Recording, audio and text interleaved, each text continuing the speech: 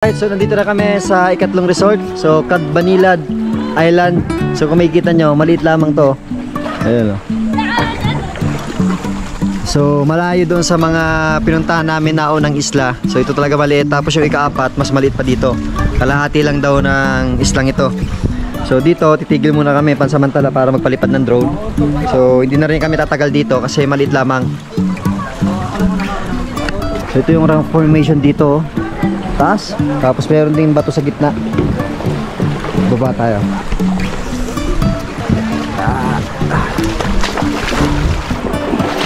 So, ganito kaliit yung Cagbanilad Island dito sa lokasyon namin na ito. So, halos ito lang yung space para pwedeng pag-stayan ng mga pupunta dito. Tapos doon naman sa kabila, private resort na yan. Ayan. Private resort na dyan. Kaya yung drone na papali pa rin namin, hindi na pwedeng sumagad dyan kasi privado ang resort na nandyan sa gitna. Ito yung linaw ng tubig dito. Halos parehas na lang nung mga naunang islang pinuntahan namin. So malinaw pa rin. Pero hindi na dito pini yung buhangin. Ito yung bato dito.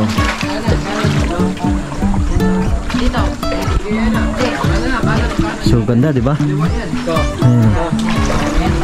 So yung nakikita nyo yan, pribadong resort yan. So kaya hindi natin pwedeng puntahan yan at hindi rin pwedeng paliparan ng drone kasi baka mapagalitan tayo. So ganda dito yung Semso, taking photos. So ganda ng ano dito, bundok oh. Berding berde ang color, diba? Ganito kaganda ang karamuan. Ganito kaganda ang karamuan. So kung nakikita niyo yung mga corals yan, mababaw pa yan. Halos, ano lang yan, halos sa may legs ko lang. Ganito kaganda ang ikatlong spot na pinuntahan namin. Maliit lamang pero same lang, yung linaw ng tubig. Kitang kita pa rin yung buhangin sa ilalim. Ayan o, yung ilaw sa taas nag-reflect dito sa baba. So yun, ito yung ikatlong isla na pinuntahan namin, Cagbanilad Island. Alright, siguro stay lang kami dito mga ilang minuto tapos palipad ng drone and then masusunod naman na spot. So let's go!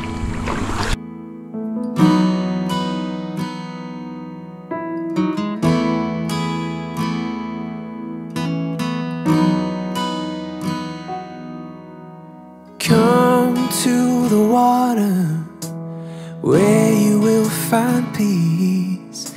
Take a step into the river and get down on your knees. Come to the mountain while taking in the view.